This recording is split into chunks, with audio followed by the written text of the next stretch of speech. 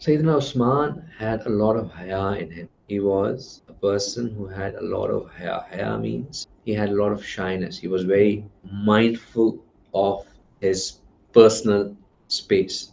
Once Rasulullah sallallahu alaihi wasallam, he was lying down. He wasn't well. He was lying down on his bed in the house of Sayyidina Aisha radiallahu ta'ala anha, and Abu Bakr radiallahu ta'ala anhu came. And Rasulullah sallallahu alaihi wasallam kept lying down and didn't change his position. Umar radiallahu ta'ala anhu came, sought permission to come in. He was given the permission. He came in. Rasulullah sallallahu alaihi wasallam kept lying. After that, Usman radiallahu ta'ala anhu came, and Rasulullah sallallahu alaihi wasallam sat up a bit and covered his ankle. So after they left, Sayyidina Aisha radiallahu ta'ala anha said, Ya Rasulullah, Abu Bakr came and you didn't do anything. Umar radiallahu ta'ala anhu came, you didn't do anything. Why did you move up and cover your ankle? He said, what would you say about a person from whom the angels are shy? Wow. Would I not be shy in front of him as well? This was the level of haya of Usman radiallahu ta'ala anhu, where that even Rasulullah sallallahu alaihi wasallam would be mindful in front of him because the angels were mindful in front of him. Sayyidina Usman had the honor of two things in two things. Sayyidina Usman had the honor of two things in two things. One honor that he had in two things was that he had the honor of doing two hijras in the name of it. So the first time around, when it got overboard with the mushrikeen, and they were going overboard in their persecution of the Muslims, Rasulullah sallallahu alaihi wasallam asked some Muslims to migrate to Habsha, Africa. And among those who had migrated to Habsha was Usman radiallahu ta'ala anhu as well. And then after that he came back from there, and then when the order to migrate to Medina came, he also was part of that. So he got the reward of two hijras in the name of Islam. And the reward for hijrah is indeed a big reward, a very big reward which Allah subhanahu wa ta'ala those whomever. He was married to Sayyida Ruqayya radiallahu ta'ala anhu. Sayyida Ruqayya radiallahu ta'ala anhu was the daughter of Rasulullah sallallahu alaihi wasallam. So he was also the son-in-law of Rasulullah sallallahu alaihi wasallam, which is again a big honor.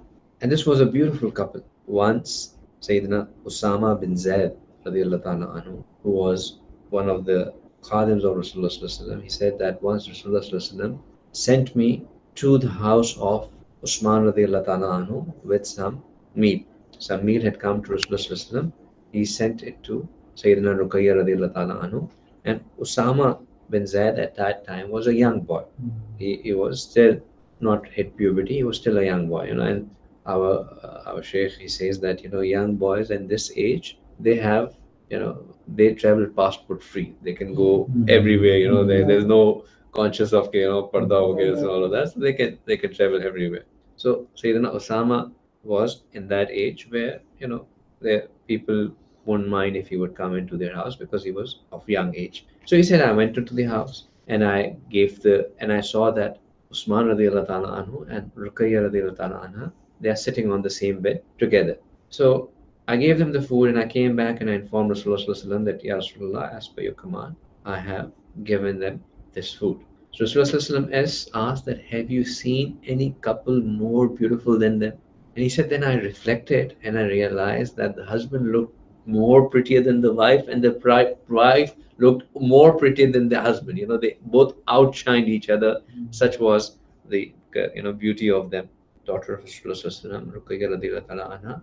Some time had passed, and he was now single. So Umar radiallahu ta'ala anhu, he felt that my daughter Hafsa, she is come of age, and there would be no better person than Usman for marriage, because he was a great Sahabi. He was close to Rasulullah sallallahu alaihi wasallam. He was ex son-in-law of Rasulullah sallallahu alaihi wasallam. He was wealthy. He was everything, ticked all the things, boxes. So he himself went to Usman radiallahu ta'ala anhu and he said, Usman, I propose that you take my daughter in marriage. Now, this would have been Umar radiallahu ta'ala anhu was no less a person.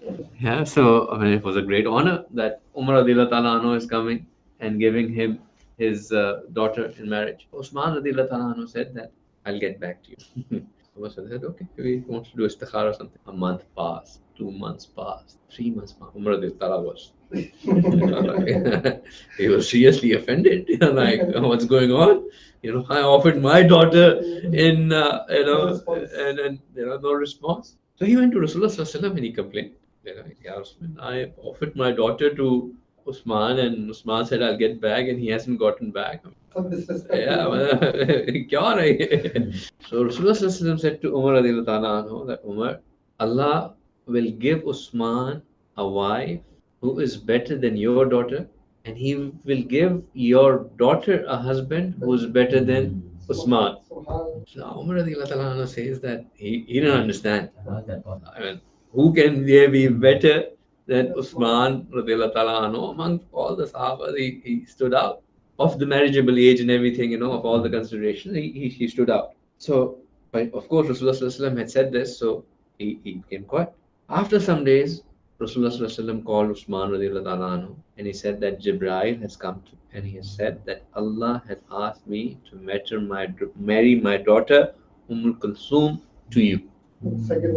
So the second daughter of Rasulullah Sallallahu Alaihi Wasallam got married with Usman radiallahu ta'ala. So he had two great honors in two things. He had the honor of doing two hijrahs, and he had the honor of being married to two daughters of Rasulullah Sallallahu Alaihi Wasallam.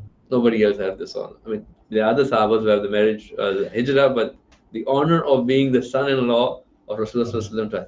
So when Kulthum radiallahu ta'ala anha got married, Usman radiallahu ta'ala anhu, now Umar radiallahu ta'ala anhu understood that, of course, the daughter of Rasulullah Sallallahu Alaihi Wasallam is a better, than his own daughter. So that makes sense. And then after a while, he called Umar radiallahu ta'ala anhu and he said that Allah has told me to your daughter.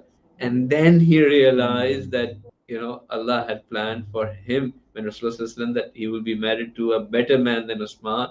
And of course, Rasulullah Sallallahu Alaihi Wasallam was better than, who else can be better than that? So Umar radiallahu ta'ala anhu had the honor of becoming the father-in-law of Rasulullah Sallallahu Alaihi Wasallam. Two people, Abu Bakr Siddiq radiallahu ta'ala anhu and Umar radiallahu ta'ala anhu had the honor of being the father-in-law of Rasulullah Sallallahu Alaihi Wasallam. These are not small things. They are very heavy duty things. If you really think about them, they are big. Well, this was also the reason why Usman was given the laqab of Zunnurain, right? That's the same reason that he was giving the laqab of Zunnurain, because Zu Noran means two Noor, and Zu Noran like holder of two Noors, and Noor being the daughters of Rasulullah Sallallahu Alaihi Wasallam. Rasulullah Sallallahu Alaihi Wasallam said that when Kulthum radiallahu ta'ala anhu, when she passed away, Rasulullah Sallallahu Alaihi Wasallam said that if Allah had given me 40 daughters, then I would have married them one after the other to Usman radiallahu ta'ala anhu. This is how much pride he took in Usman radiallahu ta'ala anhu being his son-in-law.